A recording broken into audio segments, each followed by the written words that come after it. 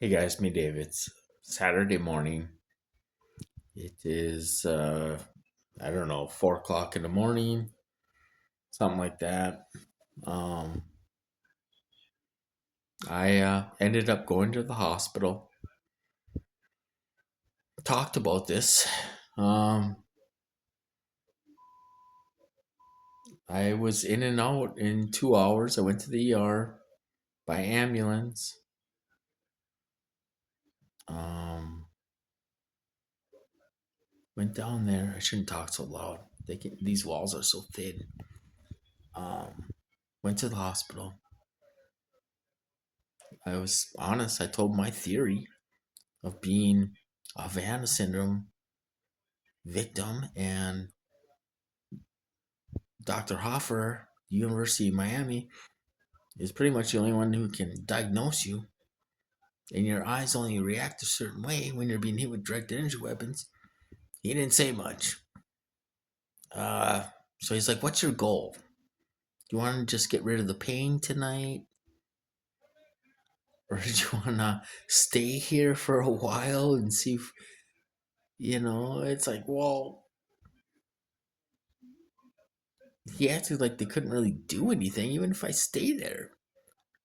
So he's like, "Well, I want you to go see the urologist again." I said, "Well, I had to cancel my appointment because I couldn't get there." So he's gonna have a social worker call. It's a total bullshit game. And um, he's gonna he referred me to a neurologist again. Put it as emergency. He said, "Oh, there's other things you can do. Maybe we can get you." I'm like, I was an able guy, driving, camping, taking my dogs for walks, and I can't do anything. Been in a wheelchair since June, you know. So, they're sitting there torturing the hell out of my feet the whole time. They're still torturing the hell. They gave me some kind of pain medication. It doesn't do shit. This asshole, these assholes on the weekends, they don't stop.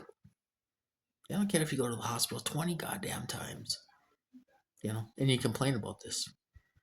I don't know what's going on this time, you guys. It's different and it's worse. But something good has to happen next year. Has to.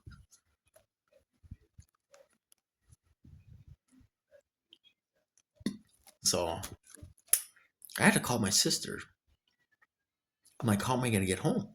I don't even have my keys to get back into this building, secured building.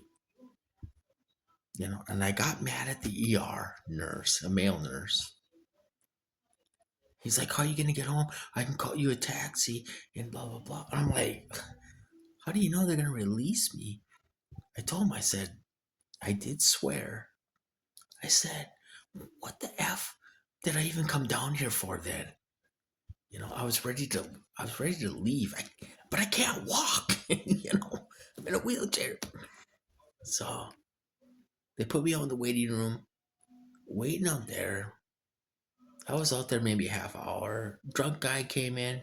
Was he really drunk or was he someone else? Kind of a stocky guy. I think he was pretending to be drunk. He went in to the ER. Um, Nobody else was down there in the waiting room, which was a shock. I just, I don't know, you guys. It just, when I was first getting tortured, they made me believe somebody was after me. Total act that the gang stalked me and all that stuff. They made me feel like people were after me. Now it's kind of, they're not really doing that, but it just, I wonder if somebody is out there to hurt me physically or rescue me or something. It something's weird. And they're not saying, oh yeah, somebody's after you.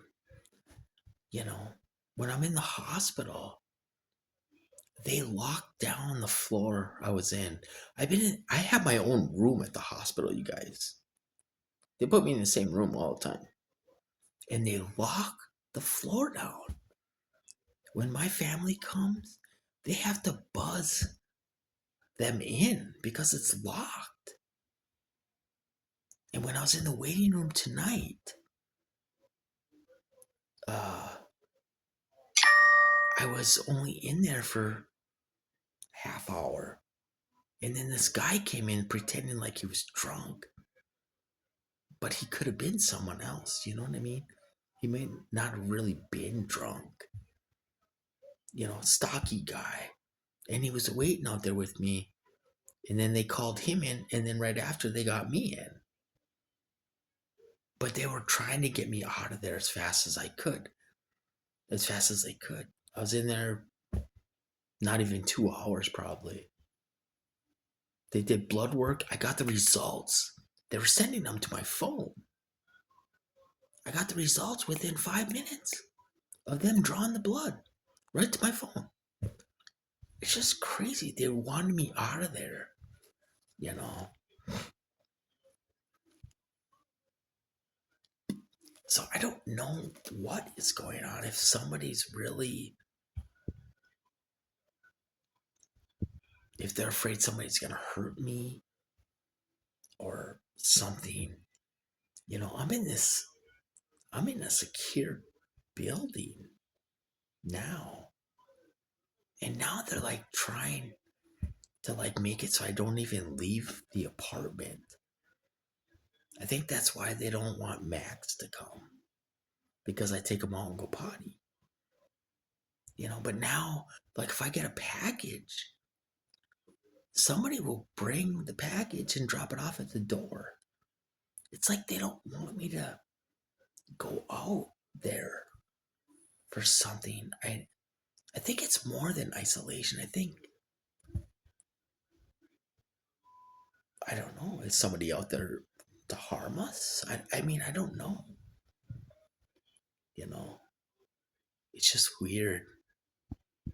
Like, the nursing home too, they would lock the doors at 6 o'clock. I would go out there and chew tobacco. And they were trying to get me not to go out and sit. It's middle of summer. And they actually let me chew tobacco in the nursing home, you know, because they don't want me going out. Why is that? So anyway, I'm back home. They haven't stopped. They're still torturing the hell out of my feet. They gave me a pain med. It didn't do anything. It's a joke. Um, my sister is kind of in a rocky marriage. So she's like, next time I'll send you cab fare, I got to get my debit card from my mom. I don't know. These guys on the weekends, they like to hurt you. I get it real bad on the weekends.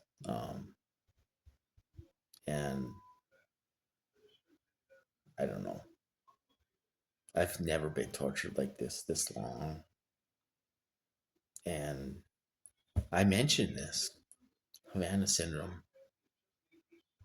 I said, I'm being hit with neural weapons. I think I'm being tortured. I said, when they want me to walk, they'll let me walk. When they don't want me to walk, they won't let me walk.